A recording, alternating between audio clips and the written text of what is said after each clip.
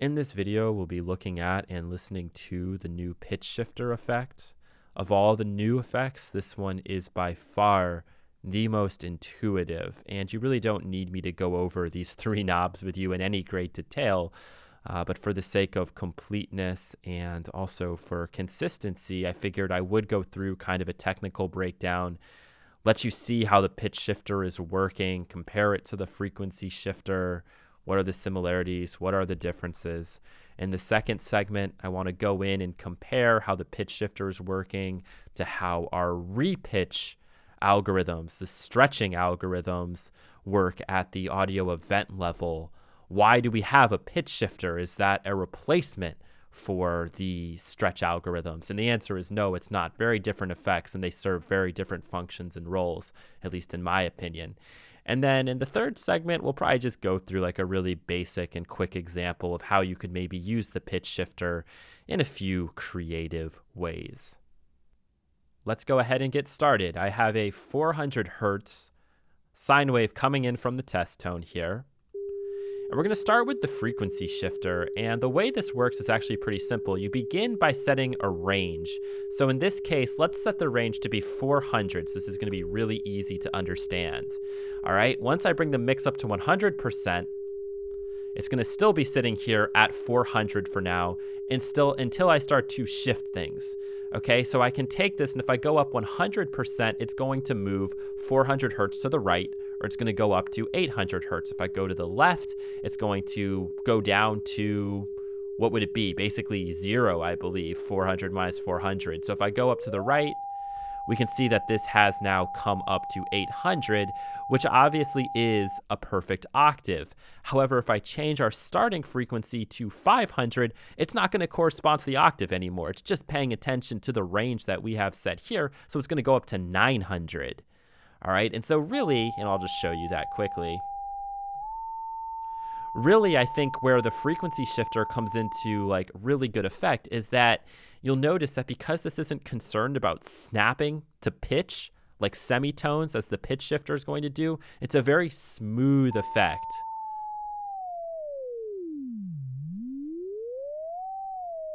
And not only that, but we also have like this left-right offset thing. So we can create something stereo, just slightly offset it, bring the range back down, adjust the shift ever so slightly,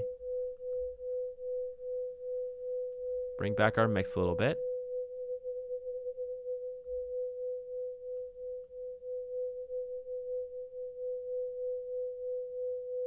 Slow this down, slow this beating down.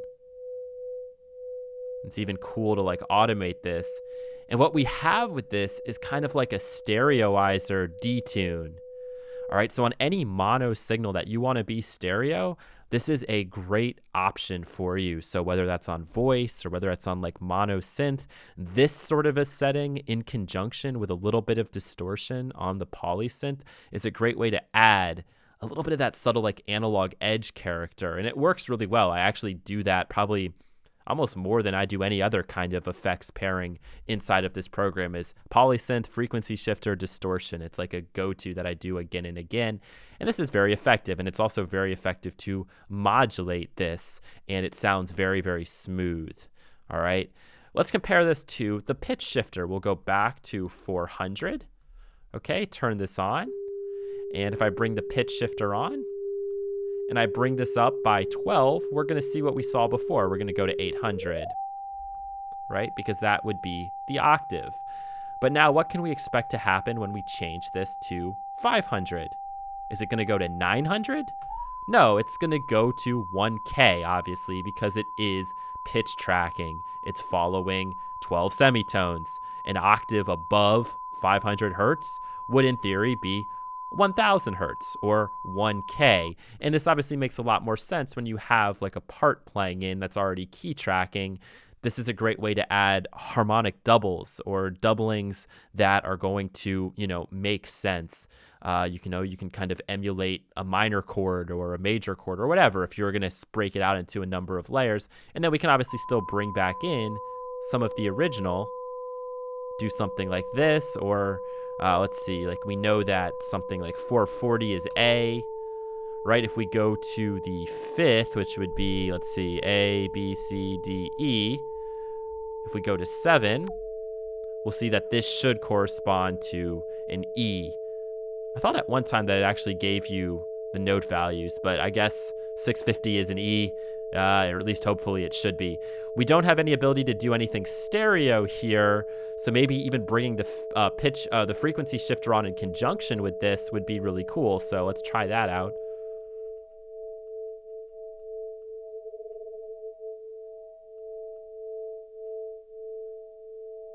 Yeah, so that's a lot of fun right there. Get a little bit of the best of both worlds, obviously. But one thing you will notice with the pitch shifter, especially based on how you have grain set up, is that it does not move as smoothly.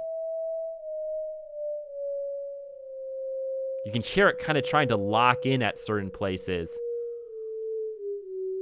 And what really gets interesting is when you see what happens when you modulate this pitch and then adjust the grain. So let's do that next, just so you can kind of get a sense and feel for how this is working. One thing I will note about the grain is that when you go to extremes with this, so let's go and bring this like down an octave. Listen to what happens when I take this grain rate and bring it all the way up.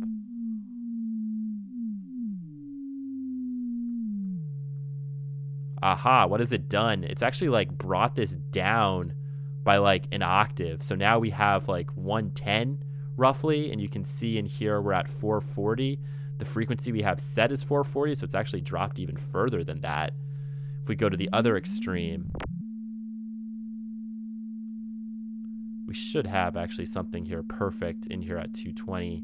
You can see we're getting some like jumping around though. So very interesting. And now I'm going to pause the video and we're going to modulate this and actually see what this means, just so you can hear the variations with the grain setting. The grain setting is actually really interesting because it kind of determines how it's snapping to pitch. Like, is it snapping by like semitone? Is it going to scan all the way throughout, or is it going to take advantage of like an overtone series? Because remember, grain is like translating to rate. And if we think about it at 10 hertz, that's still like LFO range, right? Like anything below 20 hertz is below our hearing rate. But as we go up, we eventually do cross over that 20 range.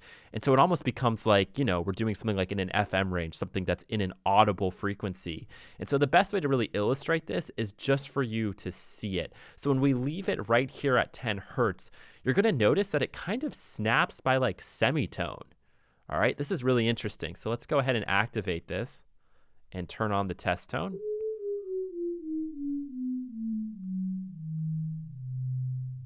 Right, you can hear it kind of like snapping.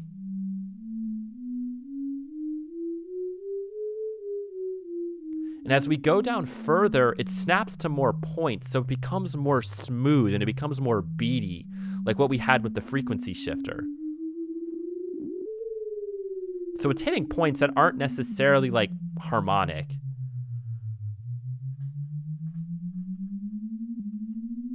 When we go fast enough, it can sound really cool.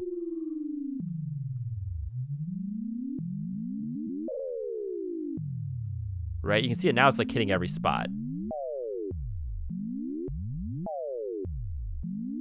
Especially when we cross though at that 0 point, it does do that clicky thing, which it wasn't doing before.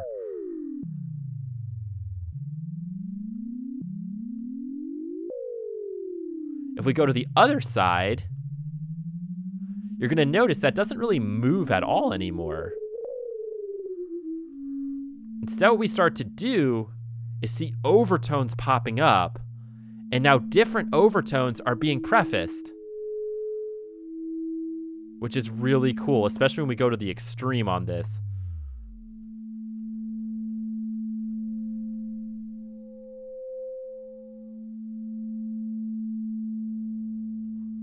So to be 100% honest, this isn't that important when it comes to working with the pitch shifter, in my opinion. Like, you don't really need to know that this is what's going on, but it's interesting, and it is something that might influence where you set this. And so you're going to see that when I want something that's like a little bit more of like a chorusy effect, I'm going to put the grain setting way down. And we're going to talk about how this influences timing in just a little while. One other fun thing you can actually do is you can have this thing run, this LFO, you can actually run it at an audio rate. You can run it at kilohertz. And so you can do like a little bit of old school like FM right here. And I'll just show that to you instead of going into like great depth on it, but let's go into kilohertz.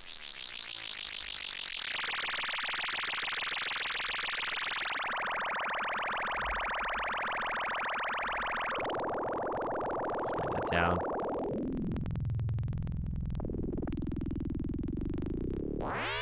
There we go. Trying to just find something interesting. So imagine grouping this and then potentially automating this, or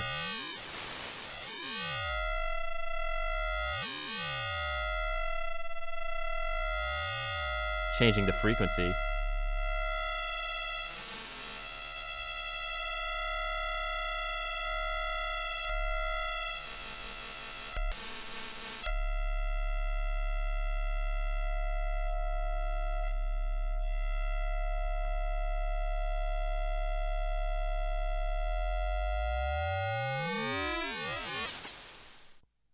I think the next thing that's worth comparing is how our repitching works here from the stretch modes.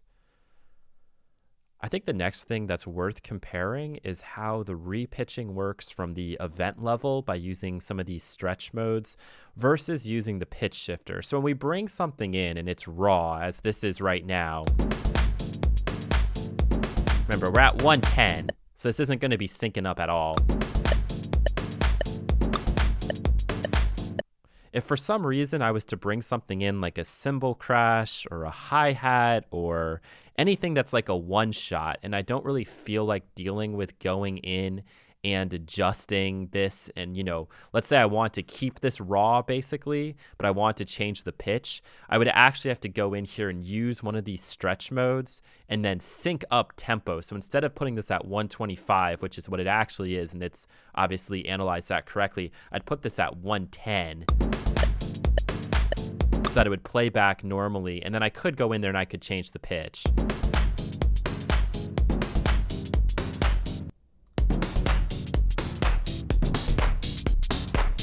And we can hear that like so.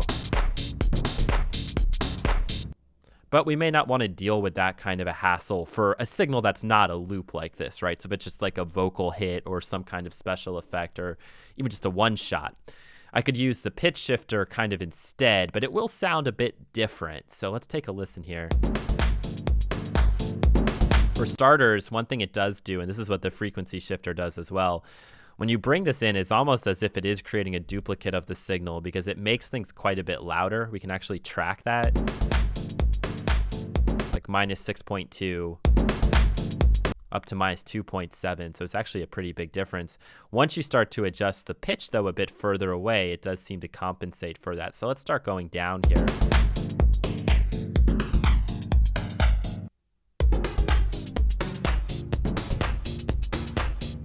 You can hear it's relatively similar. And then we can try adjusting the grain and lock it into something. So that's kind of cool. But notice when we go down to these slower levels, start to get a lot of breakups. And at the slower levels, it's actually like adding in delay to try to compensate. Or I should say to try to do this accurately. And so that's kind of interesting, especially when we bring the mix back to, like, let's say 50-50. Let's listen to this. Sheer insanity until we go up a little bit higher. But there is an application for that, and we'll get to it in just a couple of minutes. So really, though, this is not going to be the normal usage of the pitch shifter, right? If you do need to go in and change the pitch on something, you'd probably go in and do it from the event level. But remember, the event level comes first. It comes before any of your insert effects. And again, the other thing about the pitch shifter versus what's going on at this event level is it's not trying to keep things like into time, right? It's really only listening to the signal. And when you go down and you put the grain really slow, it adds a bit of a delay, but that is specific to the signal that's coming into it. As compared to here, if we go and we put this into our stretch mode and we need to try and like line this up and have it play back at 110, keep the pitch, but also keep its timing, we would have to go in here and adjust this to be 125, and we'll hear the artifacts that get brought in.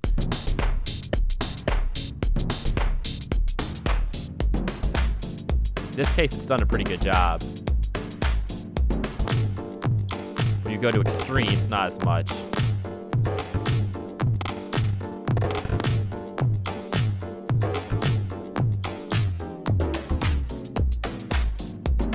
And the other thing we can do from this side of things is we could go in and at the clip level, we could add like, pitch automation. So we could go in here and do something like, something just a little crazy just for fun.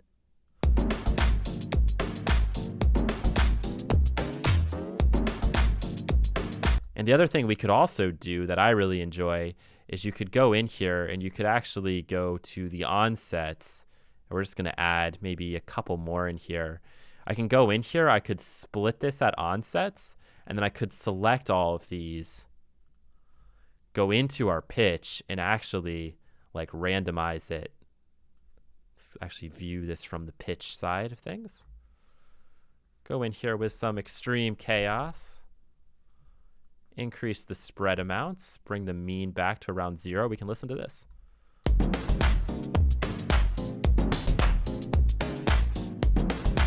This is a fun thing to do, not only with like hi-hats, but even with loops.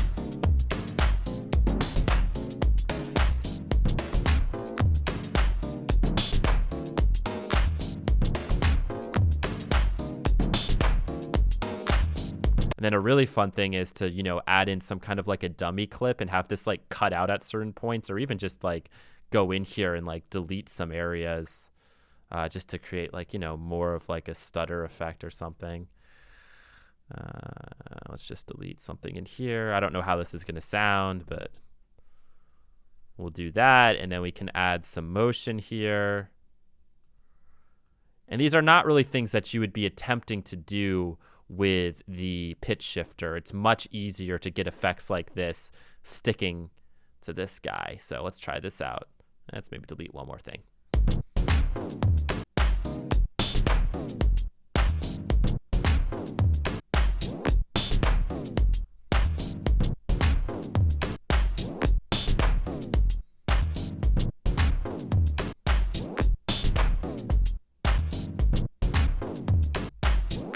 We already got kind of a cool little slick groove going. And then we could bring the pitch shifter on to take this even further.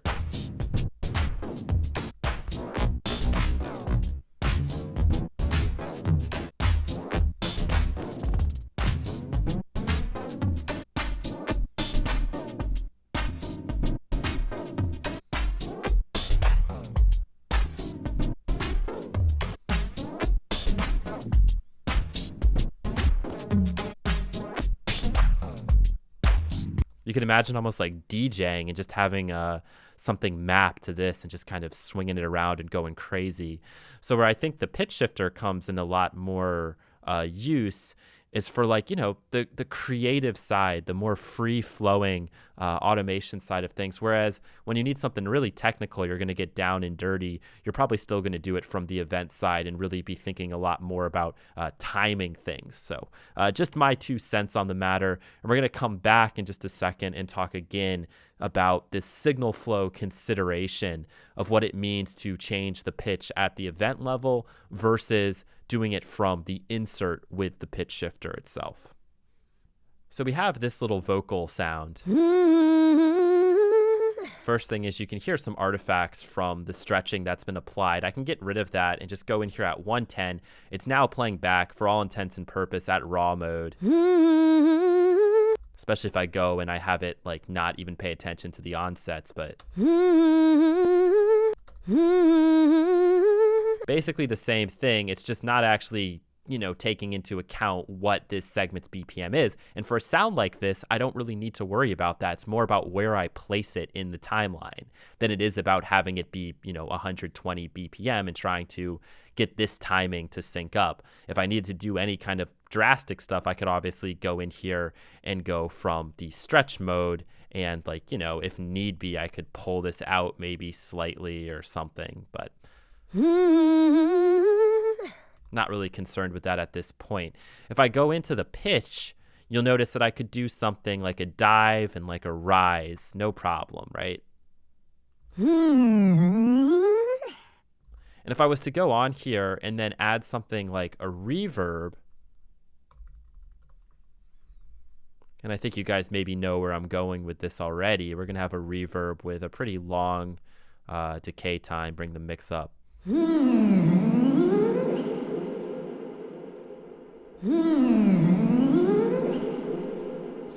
We can hear that it responds to the pitch changes, but once the signal finishes, if I was to go in here and add something like this, this is basically silence. So the reverb isn't going to do anything with that.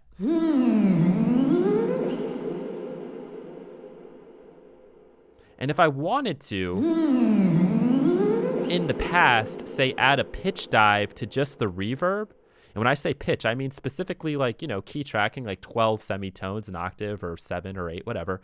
I'd have to go in, I'd have to like consolidate this, bring this length out, say, all right, I need to bounce this guy. We have our bounce. It is stretched. And then if I take the pitch from here, I could go and add like a rise. Or a fall would actually be more likely what I'd probably do.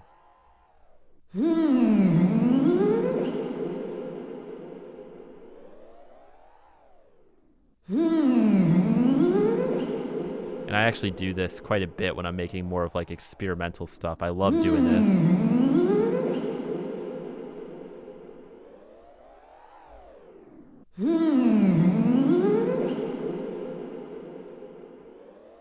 Right, at this point I can adjust it, but with the pitch shifter, all right, as I'm sure you know, it's an insert effect. So if I put it before the reverb and I adjust the pitch after the signal finishes, it's not going to make a difference to the reverb sound. I can go ahead and just bring this all the way in.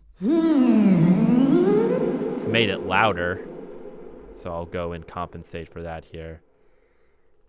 But if I change the pitch, it's not going to do anything. If I put it after the fact,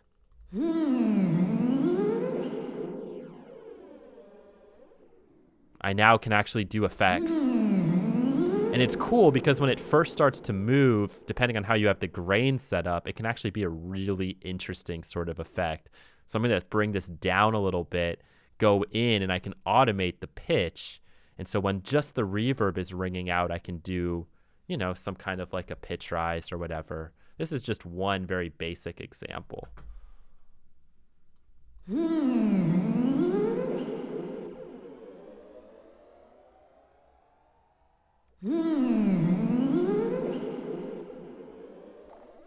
Let's try this side.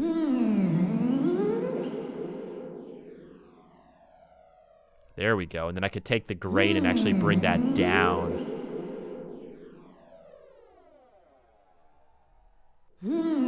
Very cool effect. And that is not something you can do from the event level. It's actually something that you'd have to go in and do with an insert effect. And the other really cool application of this is that anytime you see something like a wet effect, as we see here with the reverb, we could just bring a pitch shifter into the reverb itself, or even into the tank effect. That would be kind of cool. And then we could even kind of set a balance here just on the reverb and just mess with this here. So and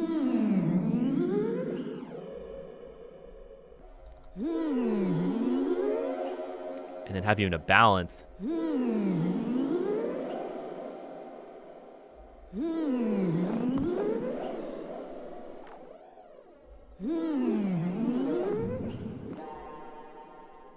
just have it be subtle. Have it start down and then we'll just, you know, again, I'm just doing these things so you can kind of see some applications. This is where the magic mouse is really a pain in the butt. All right, here we go.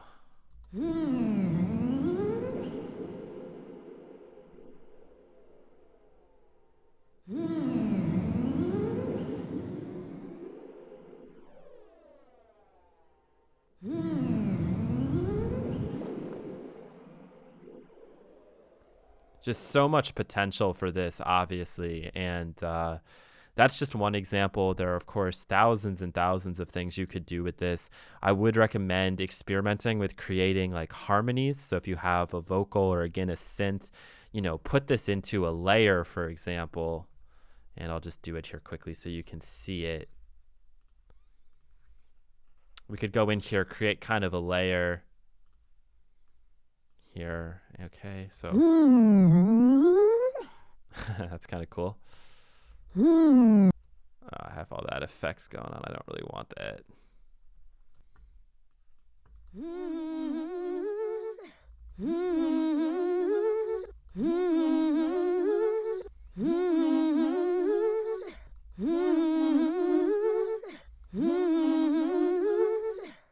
And then again, we could like just duplicate that entire chain and adjust some of these things.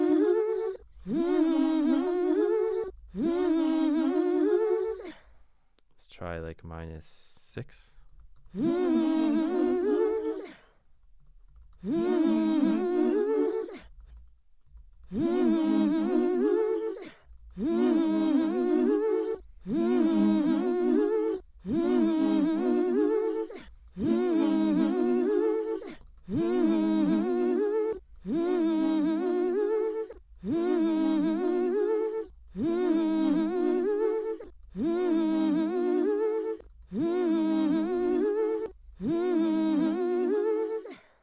That's kind of cool, right?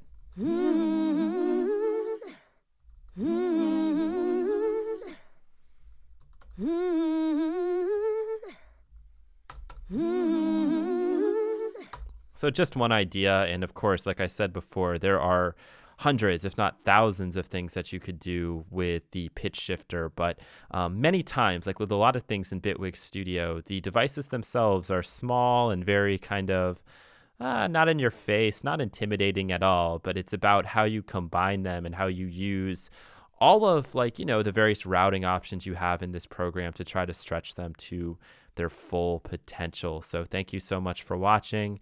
I hope this has maybe given you a few new ideas. And if you have any questions, like always, feel free to leave those in the comment section. So until next time, have some fun and keep making that music. Thanks a lot. Take care.